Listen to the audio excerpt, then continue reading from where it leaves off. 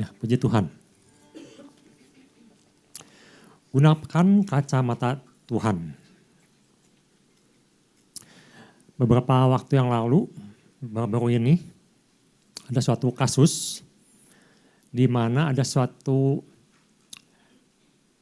orang atau pengusaha di bidang catering daerah Jabotabek yang begitu luar biasa, di mana banyak pasangan yang akan menikah melihat dan memesan kepada dia. Ya, kita sebut Ibu A namanya. Nah, Ibu A ini dia membuka suatu pameran atau ikut dalam satu pameran di Jakarta.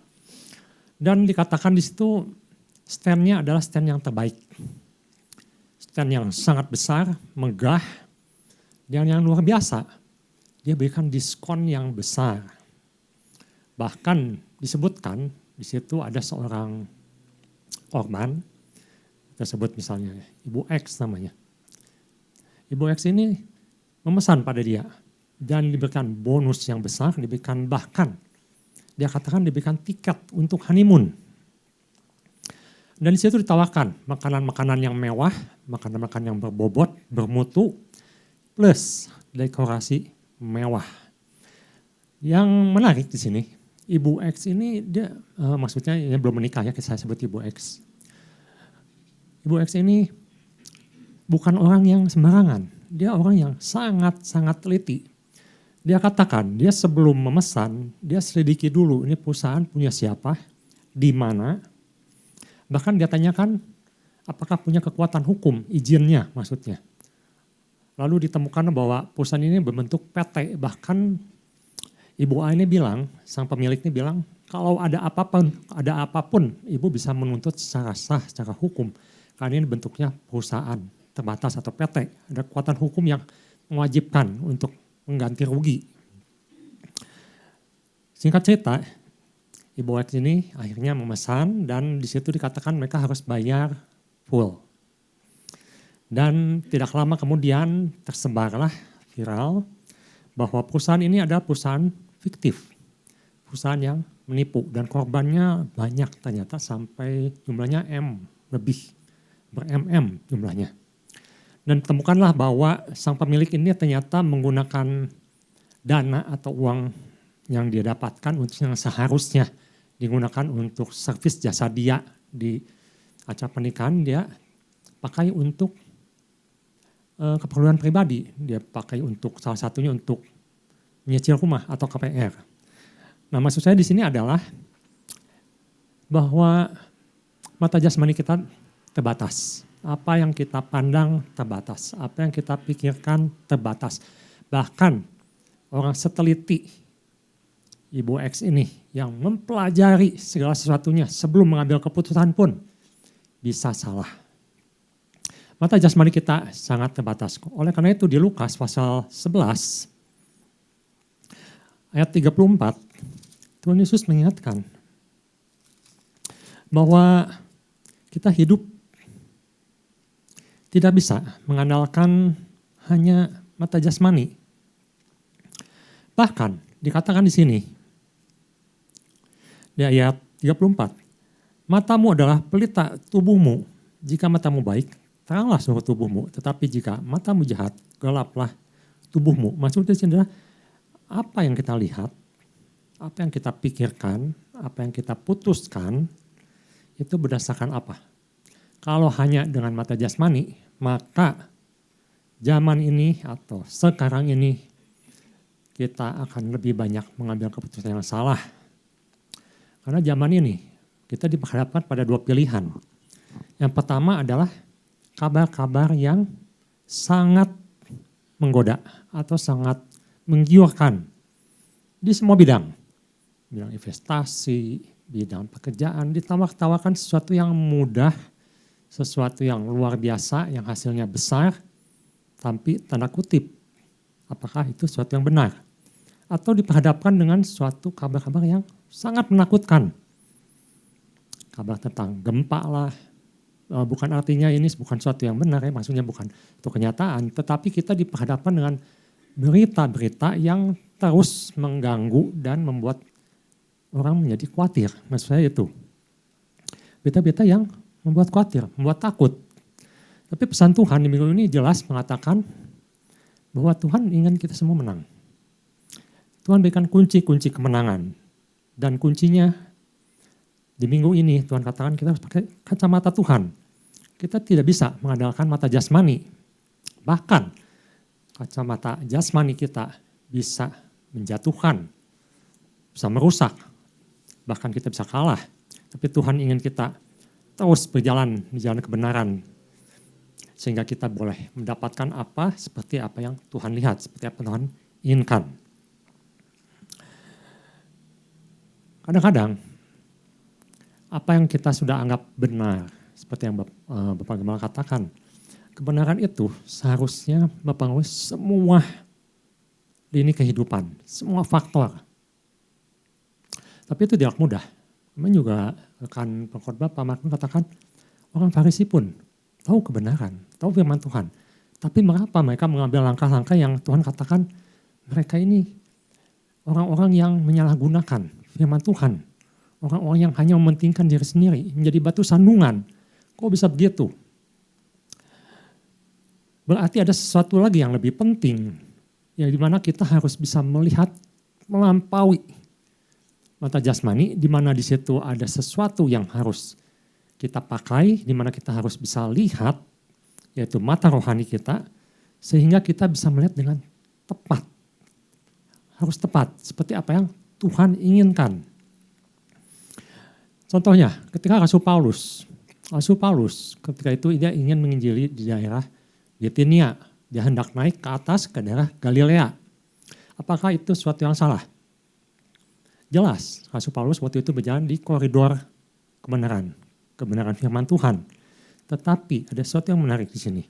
Ketika dia melakukan, ada satu faktor di mana Tuhan berbicara langsung, di mana Tuhan mengerahkan langsung, di mana Tuhan memberikan pandangan langsung kepada Rasul Paulus.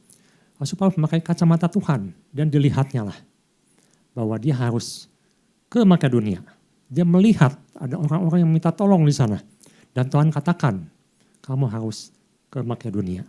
Nah itu satu faktor yang menurut saya sangat penting. Jadi mana Tuhan ingin kita melangkah lebih peka lagi dengan tuntunan Tuhan di dalam koridor kebenaran. Jadi kalau misalnya kita katakan, saya sudah tahu firman Tuhan, itu pun kita dalam perjalanan seperti Rasul Paulus dalam koridor firman Tuhan, masih diperlukan pimpinan Tuhan, masih diperlukan kacamata Tuhan, di mana dalam persimpangan kita harus memilih Tuhan, kita harus melangkah ke kiri atau melangkah ke kanan. Ini dalam koridor firman. Kadang-kadang Tuhan katakan ke kiri. Walaupun ke kanan pun tidak salah, tetapi Tuhan ingin kita ke kiri. Itu disebut dengan kacamata Tuhan, di mana Tuhan sendiri yang mengarahkan kemana kita harus melangkah, kemana kita harus berjalan, kemana kita harus memutuskan. Orang Israel suatu hari ketika dia atau mereka kecewa dengan anak-anak Samuel, mereka meminta raja. Apa yang dia lihat dengan mata jasmani? Dalam koridor, boleh katakan sebenarnya mereka boleh saja minta raja. Tetapi ketika Tuhan mengizinkan, apa yang mereka pilih? Yang dipilih yang anggap yang terbaik, yang paling gagah, yang tingginya di atas rata-rata, yang bisa memimpin, yang pandai perang, itu kriterianya. Tetapi Tuhan katakan, pilihanku bukan dia. Meskipun Tuhan izinkan mereka mendapatkan atau memilih Saul, tapi Tuhan putuskan. Yang Tuhan inginkan bukan Saul, yang Tuhan pilih adalah Daud. Nah seperti itu, kacamata Tuhan, di mana kita harus bisa melihat persis, tepat seperti apa yang Tuhan inginkan. Nah, pagi hari ini saya ingin kita mengajak melihat di 2 Korintus pasal 5 ayat 7. Bagaimana cara kita bisa melihat tepat seperti apa yang Tuhan perlihatkan atau apa yang Tuhan pikirkan, apa yang Tuhan rencanakan. Dalam 2 Korintus pasal 5 ayat 7 dikatakan, sebab hidup kami ini adalah hidup karena percaya bukan karena melihat. Melihat atau eido itu suatu cara pandang yang lebih manusiawi, secara lebih ke jasmani. Tetapi Paulus di surat Korintus mengatakan untuk bisa melampaui penglihatan jasmani, kita harus punya penglihatan rohani yang disebut dengan iman. Mengapa kita harus melewati penglihatan jasmani itu dengan iman? Karena sewaktu kita bisa hidup dengan iman atau dengan kata lain di sini, pengertiannya adalah berjalan dalam iman. Itu artinya suatu kita percaya, kita memutuskan untuk berjalan atau mengambil langkah bersama dengan Tuhan. Artinya kita setuju dulu. Harus punya suatu keputusan, Tuhan saya setuju dengan apa yang Tuhan perlihatkan. Saya setuju dengan apa yang Tuhan firmankan. Saya setuju dengan apa yang Tuhan inginkan. Setuju. Karena ayat Alkitab mengatakan tidak mungkin seorang melangkah atau berjalan kalau dia tidak setuju dulu. Kalau tidak sepakat dulu. Jadi yang pertama harus sepakat dulu. Sepakat dengan iman untuk berjalan. Roma pasal 12 ayat 2, dalam berjalan kita tidak bisa mengandalkan pengertian sendiri. Di sini Rasul Paulus mengingatkan, janganlah kamu menjadi serupa dengan dunia ini, tetapi berubahlah. Berubahlah dengan pembaharuan budimu, pikiranmu, sehingga kamu dapat membedakan manakah kehendak Allah, apa yang Tuhan inginkan, apa yang Tuhan arahkan, apa yang baik, yang berkenan pada Allah, dan yang sempurna. Harus ada perubahan mindset, perubahan pemikiran. Artinya kita tidak bisa terpaku dengan apa yang sudah biasa terjadi. Kita sempat mendapat pesan, Tuhan sedang membongkar pasang semua segala sesuatunya untuk bisa kembali kepada kebenaran atau keinginan Tuhan yang sesungguhnya. Kita sedang dibawa menuju ke sana. Karena itu Paulus katakan harus berubah pikirannya. Jangan dengan pola yang sudah tertanam dengan apa yang biasa kita lakukan. Tentunya ini sekali lagi dalam koridor firman Tuhan. Kita seharusnya sudah melewati tahap ini, yaitu bahwa kita sudah tahu firman Tuhan. Jadi kalau orang masih berkutat dengan dasar-dasar yang tidak jelas, masih mempertanyakan, masih keluar dari kebenaran firman, tentunya akan sulit sekali merubah pola pikir ini. Karena yang benar pun belum tahu. Karena itu kita dituntut untuk pertama tahu dulu firman. Minimal koridor atau jalannya jelas, arahnya jelas. Di mana di situ Tuhan akan melanjutkan dengan pilihan-pilihan yang diperhadapkan dan kita harus memilih seperti yang Tuhan inginkan. Oleh karena itu pikiran harus berubah. Pola pikir harus berubah. Ketika pola pikir berubah, pikiran berubah, maka cara mengambil keputusan berubah, cara mengambil langkah berubah, cara bertindak pun akan berubah. Di Roma 8, pasal 28, apa yang Tuhan inginkan? Kita tahu sekarang bahwa Allah turut bekerja. Tuhan bekerja dalam segala sesuatunya ketika orang berjalan dalam koridor kebenaran untuk mendatangkan kebaikan. Kebaikan untuk siapa? Bukan untuk kita semua. Kebaikan untuk proyek kerajaan Allah. Bagi mereka yang mengasihi Dia, bagi mereka yang berjalan bersama Dia, bagi mereka yang memutuskan untuk mengikuti apa yang Tuhan arahkan. Yaitu bagi mereka yang terpanggil sesuai dengan rencana Allah, sesuai dengan pandangan Allah, sesuai dengan kacamata Allah. Itu yang bagian yang pertama. Jadi bagaimana Abraham bisa berjalan tepat seperti yang Tuhan arahkan. Saya bayangkan waktu itu ketika Lot melihat Sodom dan dia melihat dengan hanya mata jasmani, dia pilih yang terbaik secara jasmani, secara pandangan manusia, dan dia miss di satu pihak, yaitu di pandangan rohaninya. Tapi saya bayangkan kalau waktu itu Lot mau bertanya pada Tuhan. Kalau misal, ini hanya misal, Lot waktu itu bertanya pada Tuhan, Tuhan, menurut saya ini adalah yang terbaik. Tapi apakah menurut Tuhan ini yang terbaik? Kalau sampai Lot waktu itu memutuskan seperti itu, tentunya ceritanya akan jadi lain. Karena Tuhan memandang jauh lebih ke depan. Tuhan memperhitungkan semua faktor yang mempengaruhi, di mana Lot kehilangan satu faktor itu, yaitu mata rohaninya buta. Ini yang berbahaya, yang Tuhan ingatkan. Jangan sampai mata rohani kita buta. Karena Tuhan katakan, kalau kebenaran itu sampai menjadi gelap, maka gelaplah seluruhnya. Maka apapun yang kita putuskan pasti salah. Kita akan jatuh, kita akan terpuruk. Karena Tuhan katakan tidak bisa. Terang itu harus jelas, terang itu harus kelihatan. Terang itu harus membawa sesuatu yang mengangkat ke atas, bukan ke bawah. Bagaimana cara praktis kita untuk bisa melihat kacamata Tuhan? Mari kita lihat yang pertama, minta Tuhan atau Roh Kudus mengiluminasikan atau menjelaskan arti firman. Efesus pasal 1 ayat 18. Mengapa? Sangat penting. Paulus selalu bertanya pada Roh Kudus. Daud selalu bertanya pada Roh Kudus. Kita ingat, Daud itu seorang pahlawan, dikatakan dia adalah orang yang tidak pernah kalah berperang. Dalam catatan Alkitab ada satu raja yang tidak pernah kalah berperang, namanya Daud.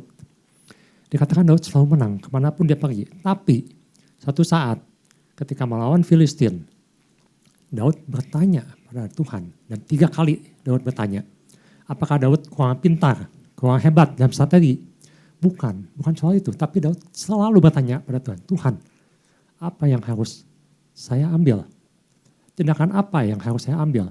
Jalan mana yang harus ditempuh? Cara apa yang saya harus ambil? Demikian juga Paulus. Paulus selalu bertanya pada Tuhan. Minta pimpinan Roh Kudus kemana dia harus melangkah.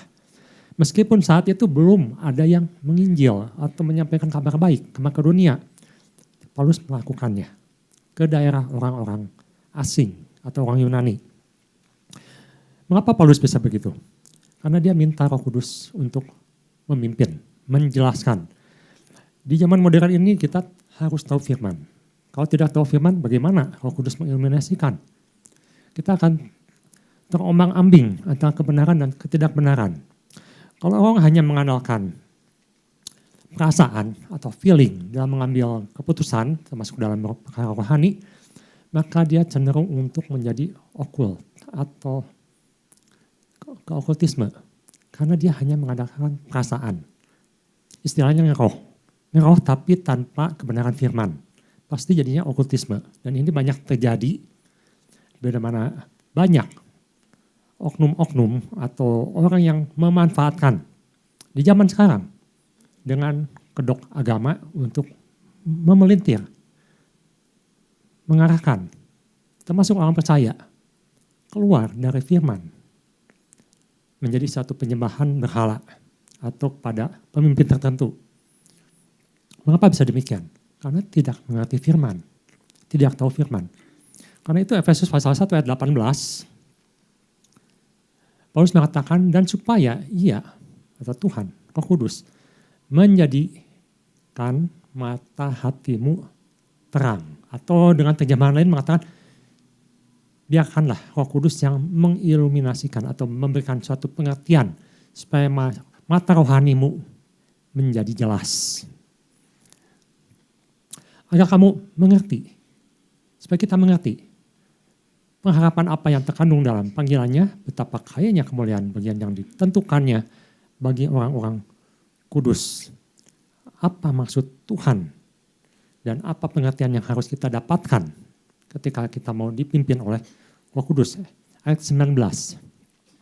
Dan betapa hebat kuasanya, di mana Tuhan akan memperlihatkan kehebatan kuasanya bagi kita yang percaya sesuai dengan kekuatan kuasanya.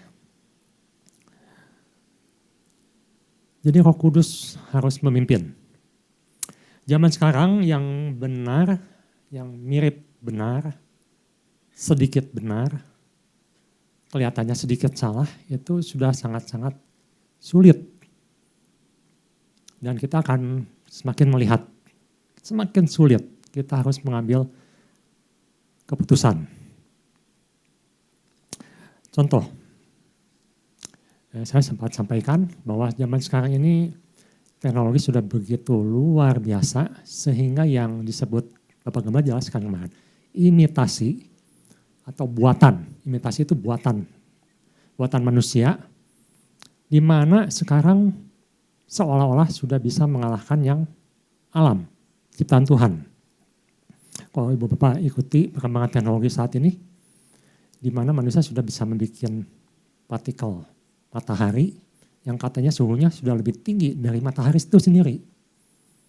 Dan bisa membuat permata yang lebih baik, lebih bagus dari yang alami dengan harga yang lebih murah, dengan harga yang lebih terjangkau. Begitu hebat manusia ini. Dan Tuhan izinkan untuk kita bisa melihat kekagetan-kekagetan yang terus akan terjadi. Termasuk dalam bidang rohani. Di mana kita tahu di akhir zaman sang antikris akan muncul dan dia akan membuat sesuatu yang mujizat, sesuatu yang spektakuler, sesuatu yang tidak pernah kita lihat sebelumnya. Tapi apakah itu suatu kebenaran? Bagaimana membedakannya? Mazmur pasal 1 ayat 1 sampai 3. Atau Yosua 1 ayat 8. Kita lihat Yosua saja. Isinya sama. Yosua pasal 1 ayat 8. Jangan engkau lupa memperkatakan kitab Taurat ini atau firman Tuhan ini. Tapi renungkanlah. Renungkan firman Tuhan. Siang dan malam. Supaya engkau bertindak hati-hati. Apa hubungannya firman Tuhan dengan hati-hati? Firman Tuhan atau apa yang Roh Kudus akan pimpin dan memberikan satu pengertian pada kita akan membuat tindakan kita lebih hati-hati. Mengapa harus hati-hati?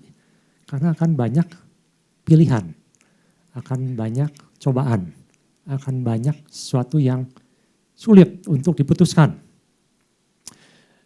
Dan bertindak hati-hati dengan segala yang tertulis, apa yang sudah tertulis akan terjadi.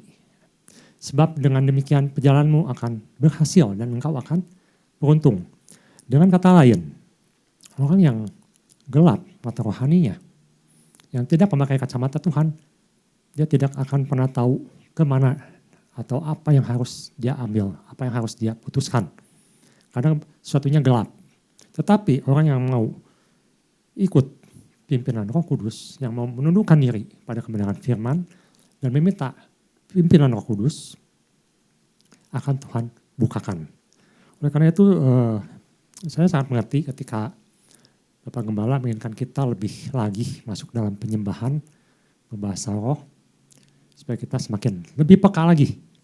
Karena hanya dengan kepekaan ini kita bisa mengikuti, bisa mengerti apa sebenarnya yang sedang terjadi, termasuk dalam hal berdoa. Kemarin baru saja terjadi, ya kita tahu ada pihak-pihak yang tidak suka dengan suatu pembangunan rohani yang sedang diadakan. Dan itu hanya bisa kita sampaikan pada Tuhan, minta pertolongan Tuhan. Dan terakhir kabar yang kami dapatkan di sore hari kemarin, semuanya berjalan dengan baik.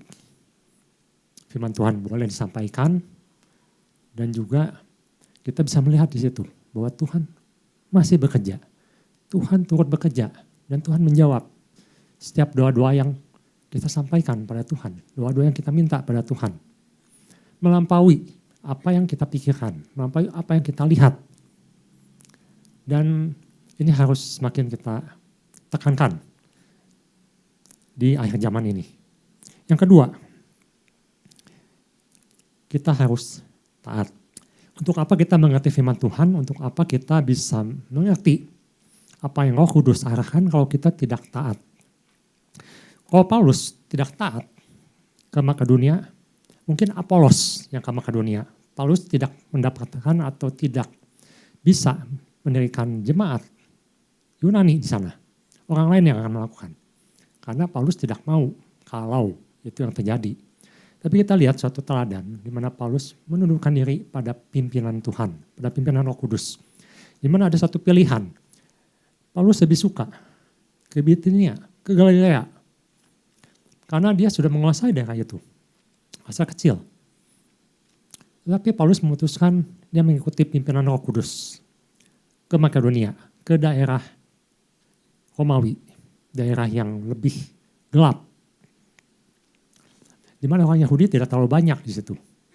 Dan di situ tantangannya sangat-sangat besar. Di mana mereka dihadapkan dengan dewa-dewa asing, pengajaran-pengajaran asing yang lebih mementingkan logika, lebih mementingkan pengetahuan. Tapi kita bisa lihat Tuhan pakai Paulus luar biasa di sana.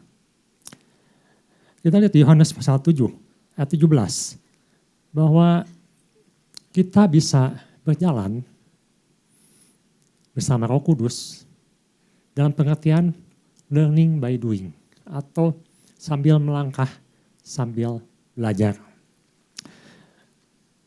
Kalau firman Tuhan katakan, firman Tuhan itu seperti pelita yang menerangi langkah demi langkah kita. Barang siapa mau melakukan kehendaknya, ia akan tahu, ia akan mengerti, dia akan dibukakan matanya. Entah ajaranku ini berasal dari Allah, entah aku berkata-kata dari diriku sendiri.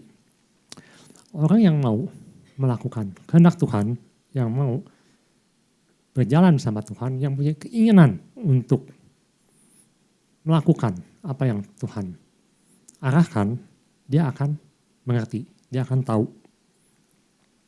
Dan Tuhan akan bukakan. Jadi ini bukan masalah soal suka atau tidak suka, memang ini sesuatu yang tidak mudah. Kita dituntut bukan hanya tahu firman, tapi juga mengerti firman dan berjalan dengan firman. Karena suatu berjalan, Tuhan akan bukakan. Yohanes katakan orang yang mau melakukan, orang yang mau berjalan, yang mau dipimpin, maka Tuhan akan bukakan dan dia akan mengerti. Dengan kata lain orang yang mau taat. Dan yang ketiga, ada jaminan. Kalau ibu bapak perhatikan dalam semua tulisan di Alkitab, Tuhan ketika berfirman atau berjanji, Tuhan selalu mengatakan, ujilah aku, lihatlah, perhatikanlah, alamilah.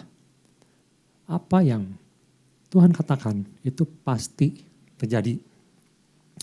Yesaya pasal 55 ayat 11. Ini ada jaminan untuk kita.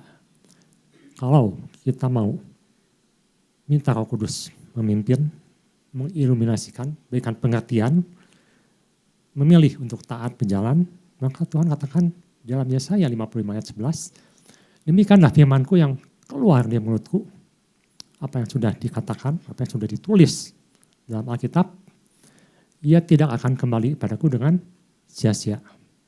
Tetapi akan melakukan atau melaksanakan apa yang ku kehendaki, apa yang Tuhan inginkan, sesuai dengan kacamata Tuhan. Dan akan berhasil dalam apa yang kusuruhkan. Ini ada satu kepastian untuk kita. Kalau kita memegang firman, mau mengerti firman dan tunduk pada pimpinan kudus, maka Tuhan katakan tidak ada satupun yang akan lalai. Tidak ada satupun yang akan gagal. Semuanya akan Tuhan jadikan, semuanya itu akan terjadi. Jadi pagi hari ini kita belajar dan kita juga diingatkan bahwa kita sudah waktunya untuk membuang pemikiran-pemikiran lama, membuang kacamata yang lama, memakai kacamata yang baru, kacamata yang dari Tuhan, berjalan dalam koridor firman Tuhan, biar kita mau dipimpin oleh Roh Kudus, walaupun kelihatannya tidak sesuai dengan apa yang kita inginkan, tapi biarlah kita sama-sama belajar untuk boleh menundukkan diri dan merendahkan diri di hadapan Tuhan. Dan biarlah kita boleh taat dan juga melihat setiap kemenangan-kemenangan yang Tuhan janjikan. Tuhan Yesus memberkati.